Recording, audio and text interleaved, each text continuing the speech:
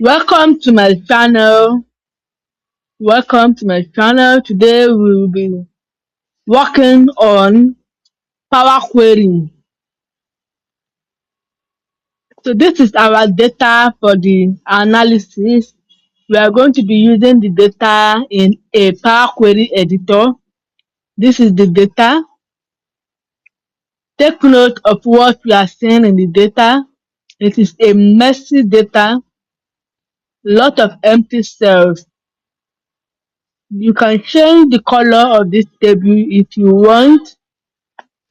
Pick the specific choice of color you want. You can use conditional formatting to pick your color. I'm going to leave this table this way. I prefer this blue color. The next thing we are going to do, we highlight the table alternative HOI to expand the column and row so that we can read everything clearly. The columns that can be seen now. This data is so messy. Empty column, empty columns, empty cells, empty row. To show you that there is a lot of work here, you go to your data tab so that you will get your Power Query editor. Go to your data tab, click on it. Then we have a lot we do here. We are going to be using from table range. We can get data, but we are using from table range. Let it load and lead us to Power Query editor. Let me explain again. Highlight all your table. Highlight the table. Or you click on data. Highlight the table so that it's going to cover everything. Then come to from table range. It's going to load and lead us into the Power Query editor.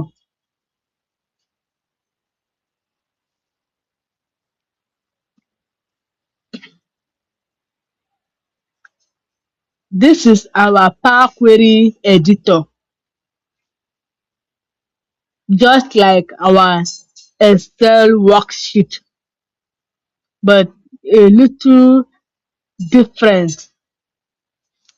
This query explains clearly what your data looks like in your worksheet. We have a lot here that we are going to be dealing with in the Power Query editor.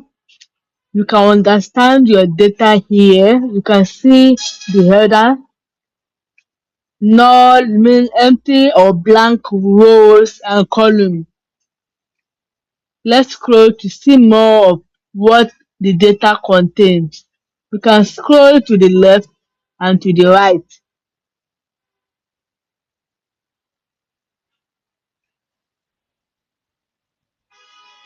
To know the total row and column, you can also check them. You can check this black line here, this black line under this place. It's going to show you your data quality. The percentage here is showing us 74 errors and empty cells or row. The same thing, wherever you see this black line, it's trying to tell you that you have something to do about this your row or your column. Maybe we have a blank cell or a empty cell. You can come to the view here and click on the column quality here. Just like instead of clicking on the line, all will be shown together. This is very, very, very understandable. This helps you to know the accuracy of your data, the integrity of your data. You can check for the total rows and columns here underneath this place.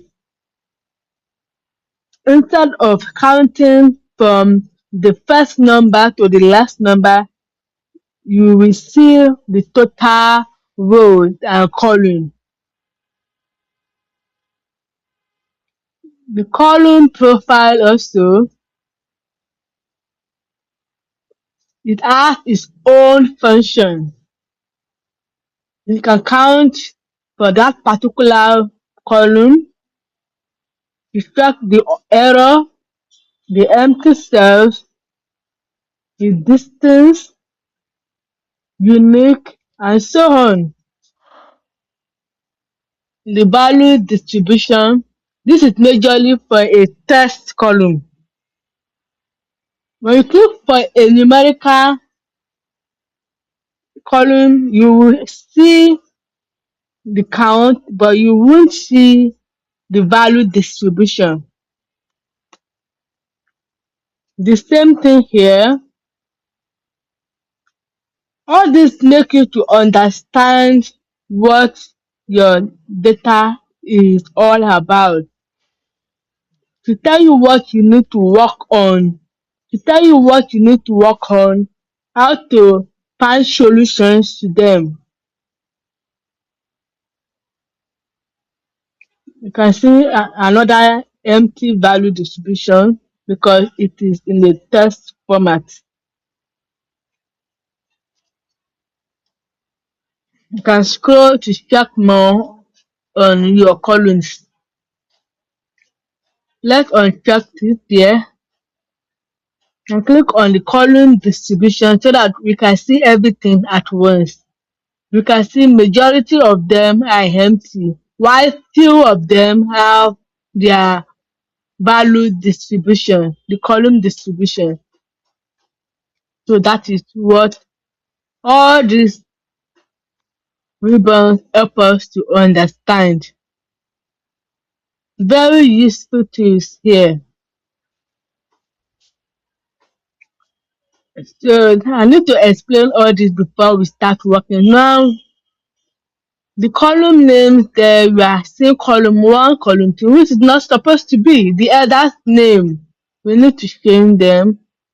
So when we click on the first row here, you click on the first row here, and we are going to make sure we make the elders correctly. You click on the home tab, transform.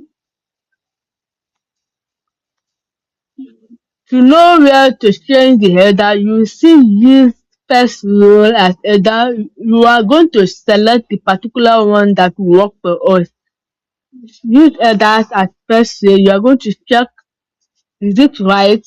You can see when you use headers as first row, it brought down the upper one down. But we'll go back again and click use first row as header.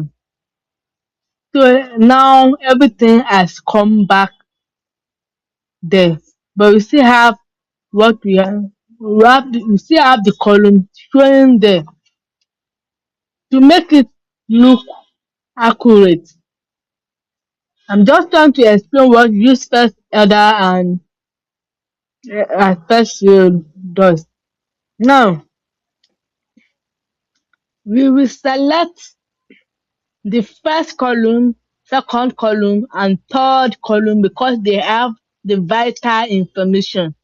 The segment, the other one, ship, and then the other ID. You unpivot the column. After unpivoting the other columns, take note, I unpivot the other columns because those other columns have not given us the real information we want. So that's why I selected the first, second, and the third one. Unpivot other columns. Now you can see we have them already. We still have a duplicate of the other ID. You can see the lines there. It's still showing little error, unlike the first one, that black line there. Why is it showing that? Check on the drop down and remove the null. Then OK. There's no more error there because we don't have a line showing black color again. The same thing here. We still have the null. That means all the columns are empty. All the rows in the column are empty. We don't need it because we already got the other ID here. So what do we do? We are going to delete this particular attribute column and rename. We're going to, don't need to even click it, just delete it. Click on it and delete. Right click and delete. I'm going to right click on it and you click remove. Now we have the real order ID. You just need to rename it to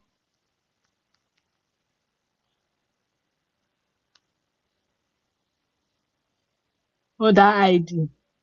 Now this value is going to change to sales. SALES, sales. Enter. So we have all our 4 columns correctly done. No error. You can see the information it contains in the sales. The same thing, you check the order ID. We don't have any null or blank cells in the data. So that is how to check what you have in the filter drop down. No more empty cells or empty columns. So this drop down is called filter to check if all your informations are in that particular column. So that is it. That is how to clean your data in Power Query Editor. Remember I said Power Query means easier method of cleaning data, unlike in Excel where you work manually, filling the blank cell or removing the empty column. So this is how we work on our Power Query Editor. Now we are going to do what? We're going to replace the column. When you check this first row, we have column 1, which is not supposed to be. We are going to rename it by replacing value. Replace value.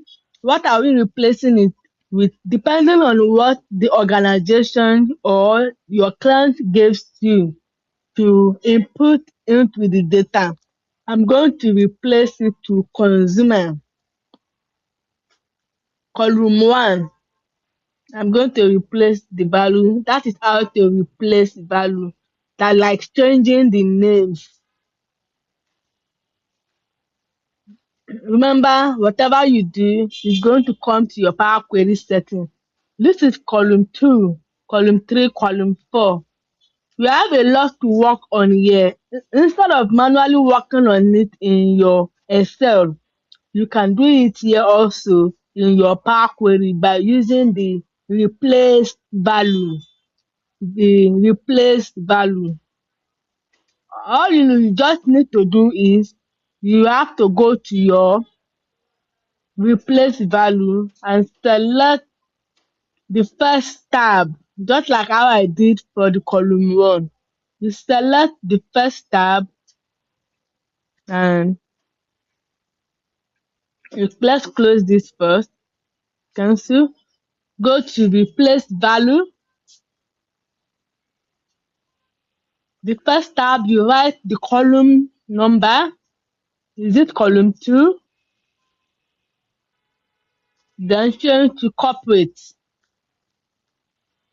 I'm just using this as my own example. We have finally replaced the column 2, so we don't have column 2 there again. You keep checking to see if it has been done. Then you click on OK. You can cancel the filter because we didn't do anything there.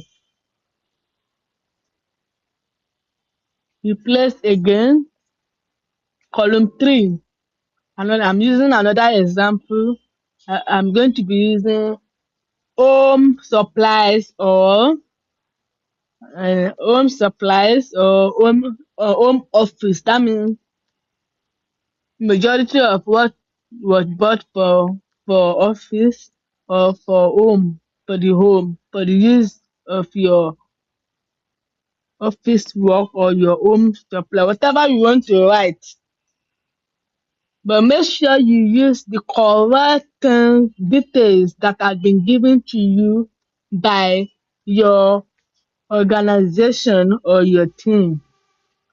Click OK. That is how to replace some values in Power Query Editor.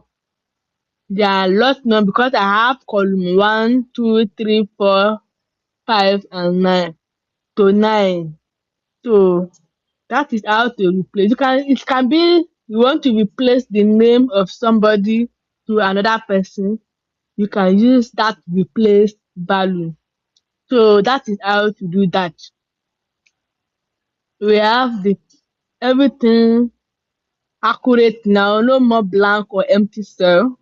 But still, even if you don't have any black line, you still need to work well. So we are taking it back to our worksheet. We click on the Home tab and select Close and Apply. So we have Close and Apply, but we want Close and Apply to. Now, it's bringing us here to another tab. We want to put it in another sheet, not in this particular sheet. So we are going to select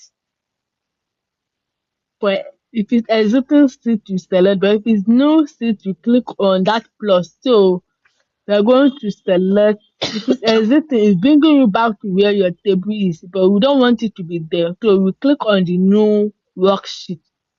Then you click on OK. It's loading back into your Excel. Now we have our clean data back into our worksheet. Wow, with different color. We can come back and change your color. Rename the sheet to clean data. Clean, whatever name you want to use. You can also rename this to raw data or dirty data or messy data, whatever you want to rename it to.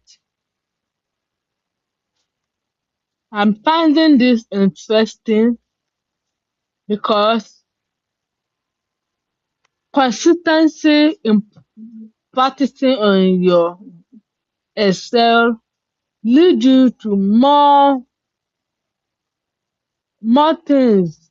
It opens your eyes to several things when you are working on data in Excel, Power Query or Power BI, whatever.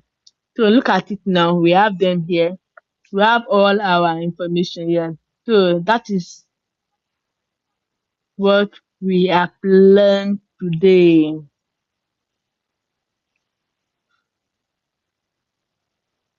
Very fast and simple. You can come here and complete the work you are doing in your Power Query Editor. Write column, the remaining column that is left, write the column name, and then what you want to replace it with. You can write it there